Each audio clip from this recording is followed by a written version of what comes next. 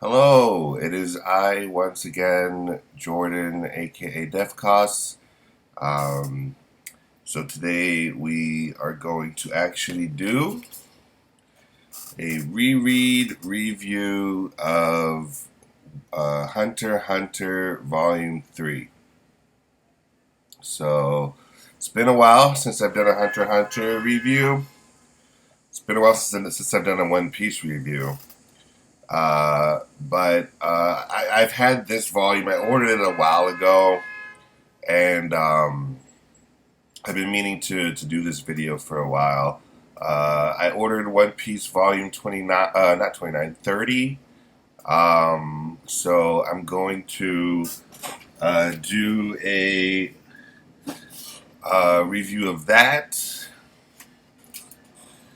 Try to get more light here. I'm gonna try and do. Well, I'm gonna do a review of that next. But today we're doing Hunter x Hunter. So yeah, let's get started. Okay, so I'll read the foreword. It's very short. It just says, "A vow on the ocean, or not." Yoshihiro Togashi. And then there's a picture of, I guess that's him, Yoshihiro Togashi, and he's right by the ocean.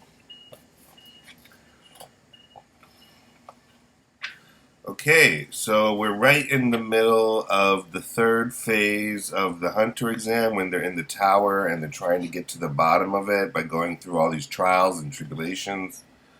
Um, so Gon just won his event or whatever, his game with the guy with the candles. So they have a point. They have another point for them, and they need 3 points to advance. I think I'm gonna sneeze. Excuse me. Oh shit. Sorry about that. So now it's Kurapika's turn, and Kurapika is gonna fight this guy.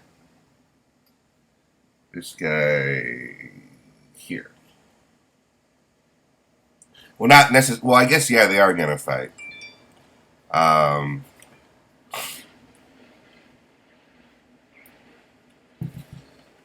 so so the guy tells Kurapika, "Let's just have a fight to the death. Like that's gonna be the game that we're gonna do. We're just gonna fight to the death." And then Kurapika's like, "Yeah, okay, no problem. That's fine by me."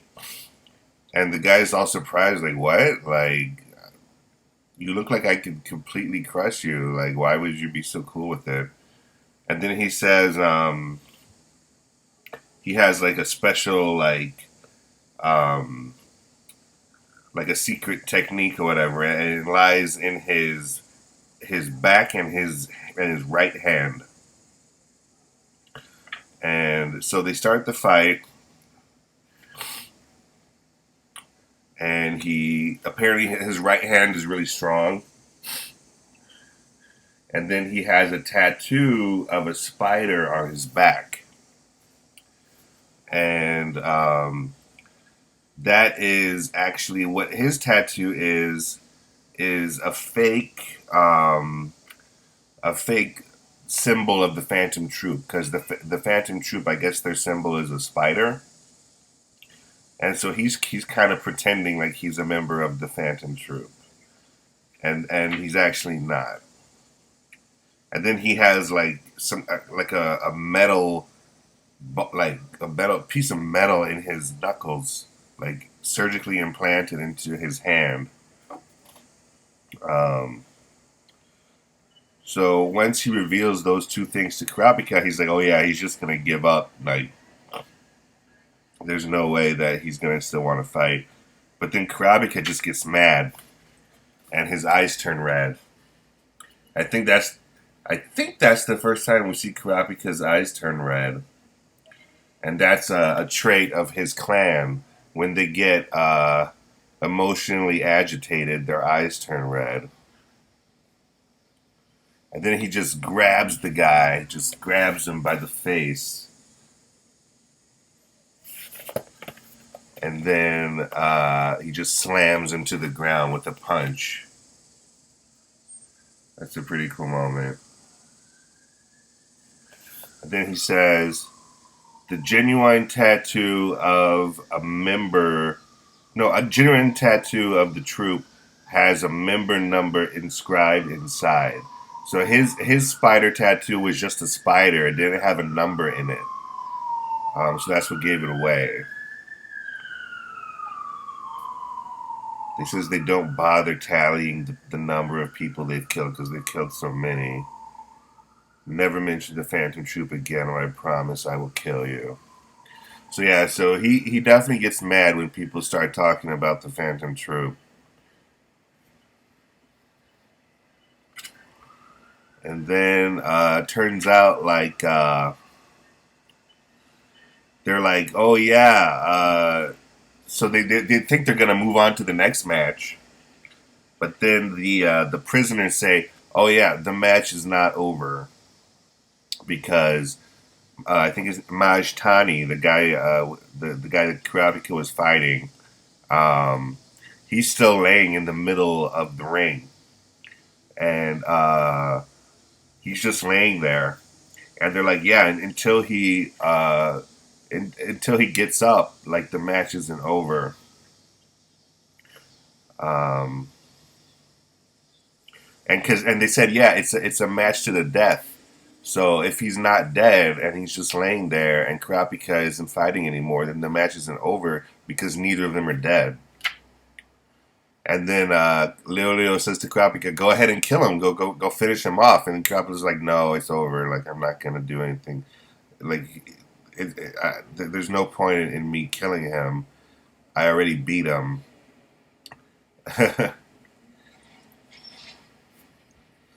Oh yeah, and then we get a whole page of Tompa talking about Leolio's decision to have a vote because they're trying to vote on what to do next. And then we get these pages with very few drawings and mostly text. Togashi does that sometimes. He'll just put a lot of text on a page without drawing much. Yeah, so they decide to wait it out to see if the guy's gonna wake up and like admit defeat. Um, and then we cut to Hisoka, who runs into this guy here, and apparently he has like a grudge against Hisoka, and he wants to kill Hisoka, and Hisoka gave him the scars that he has. Um, so yeah, so we get this fight in the middle of the chapter, I guess, where we just see Hisoka fight against this guy. It's a cool fight.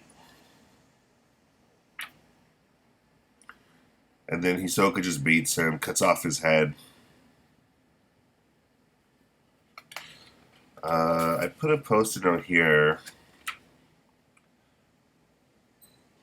Oh yeah, yeah. I put a post-it note here because I was a little confused.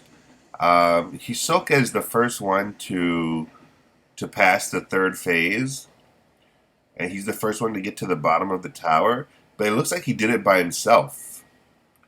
And I thought they had to be in teams of five, or was that, or is that not the case? Is that just some of them, or maybe all his teammates died or something? That might be what happened. So then we cut back to our protagonists who are still waiting on this guy Majtani to get back up, and what they do is they start wagering. They start betting the time they have left. I think they have 50 hours that they're allowed to bet, and they have 59 hours to finish the phase. Um, and the prisoners have 50 hours to bet as well, and they're betting their time that they're remaining in prison. Um, so basically, they end up betting on um, whether he's alive or dead, whether Mashtani is alive or dead. If the previous match is over, they're betting on that pretty much. And so Leolio bets that he's alive, and he is.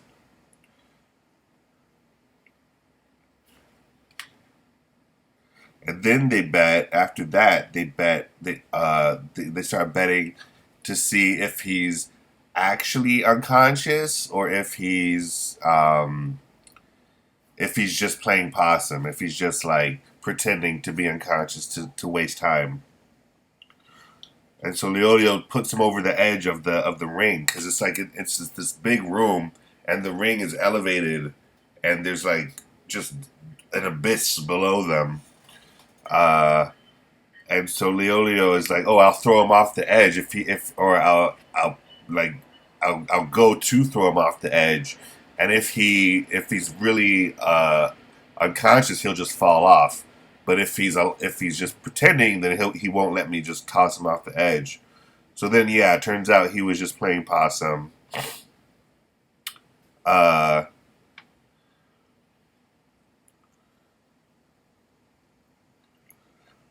Oh yeah, and the prisoner, the chick. It turns out it's a chick. She bets 40 hours that he's gonna wake up before she tosses him. Before Leolio tosses him off the edge, and he does wake up. So that means they have 80 hours, and uh, the good guys the protagonists have 20 hours left. And then she takes off her like robe, and it turns out it's a girl. And she says one more bet, or not one more. I think they bet a couple times after this. But she says uh, uh, she's betting on if she's a man or a woman. And she's like, "Oh, you can check to see if I'm a man or a woman." And then Leolio, just because he's a pervert, says, "Oh, I bet you're a man," just so that he can get the chance to like feel her up, pretty much. And then it turns out she is a woman. And then for the rest of their hours, they do a rock paper scissors game, and Leolio loses. So they lose all their 50 hours. They lose them all. So that means that they have 50. They have 9 hours, or like less than 10 hours left to finish the phase because they just lost 50 hours by doing this game. And then they move on to the next match, which is Killua's turn. And turns out the guy he's gonna fight against is this guy named Johannes, or I guess Johannes. And turns out he's this like serial killer dude who like kills people with his bare hands. Um, and he doesn't even care about the game. He doesn't even care about the points or anything like that. He just wants to like rip skin apart with his hands. And Killua is like not even phased. Like he doesn't even care about this guy. And then the guy's like, "Yeah, I'm just gonna rip you to shreds." And then Killua just rips his heart out. This is a really memorable moment. I remember reading this from a long time ago when I was a kid. Uh, yeah, Killua just rips his heart out right there,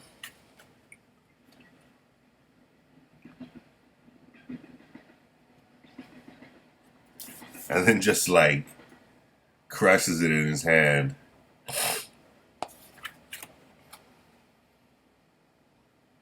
And so they win. That's the end of the game. They get their points needed to advance, but they have to stay for 50 hours in a room because they lost the 50 hours. So they have to like let that time elapse before they're allowed to proceed with the phase.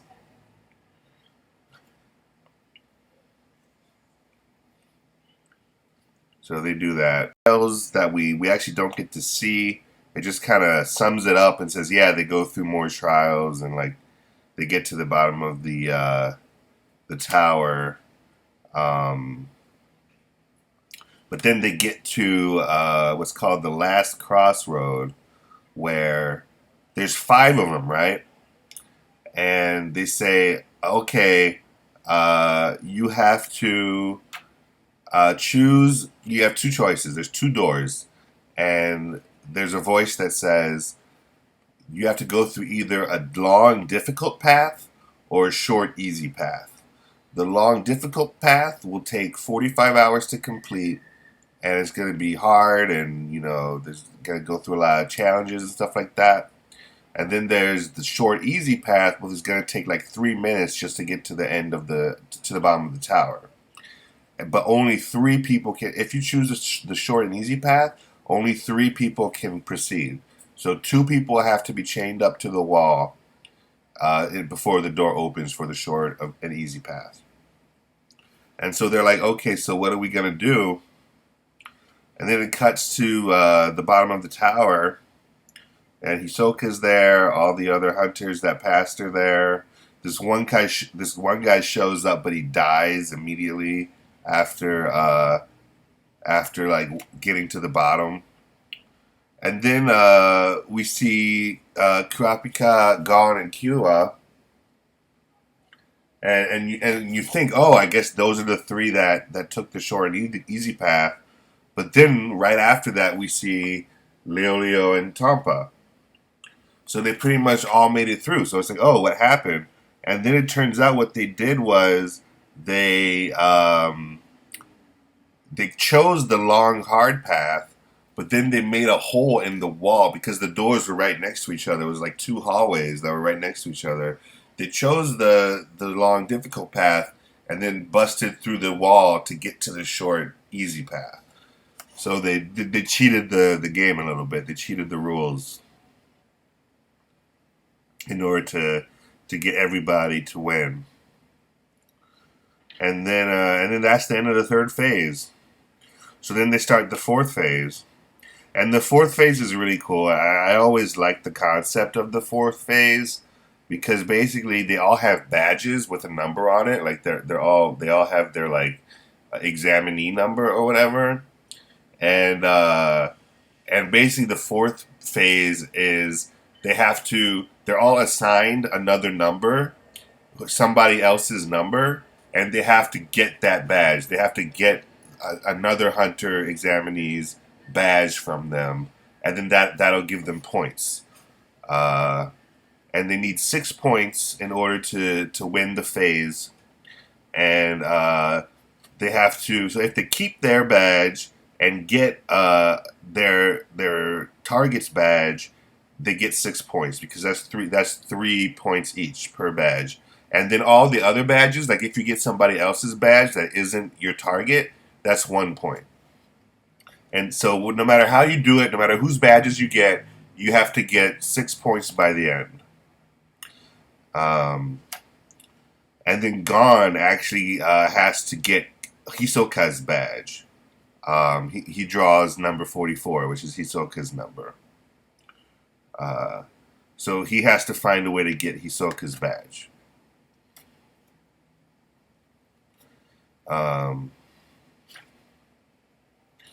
So they all go to this island, and they have a week. I think they said the event lasts a week, so they get a week to get 6 points. And so Gon spends a lot of that time trying to figure out a way, because he's like, okay, if I have to fight Hisoka, like I'm never gonna beat him, but if I just have to get his badge, then I have a chance. Like I have a chance of just getting his badge from him. So he spends a lot of the time on the island just trying to figure out, okay, what am I gonna do? He wants to use his fishing pole to like snatch the badge from him.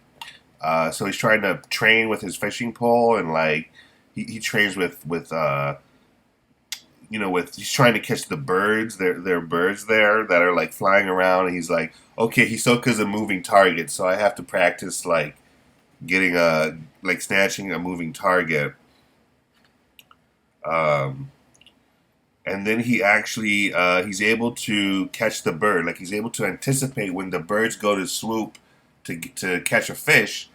He can anticipate their movement pattern, so he can use his fishing pole to catch the bird when he anticipates where it's going to fly. Uh, and then he comes across Hisoka, and then he's like, okay, now I have to wait for Hisoka to like, I guess, get into a fight, uh, so that I can anticipate his move and grab the badge. And then we cut to Leolio, who runs into Tampa, and Tampa's like, "Oh yeah, like my stomach's hurting because I ate some nuts that like aren't agreeing with me. But I can tell you about your target. I can give you information about your target in exchange for some medicine, since Leolio is a doctor. Um, like he's like, oh yeah, give me some medicine. I'll give you advice on your target. Um, but then it turns out he was just after Leolio's badge, and Leolio teamed up with this other guy to get I mean, Tompa teamed up with this other guy to get Leolio's badge. Um, and then they run into Kurapika,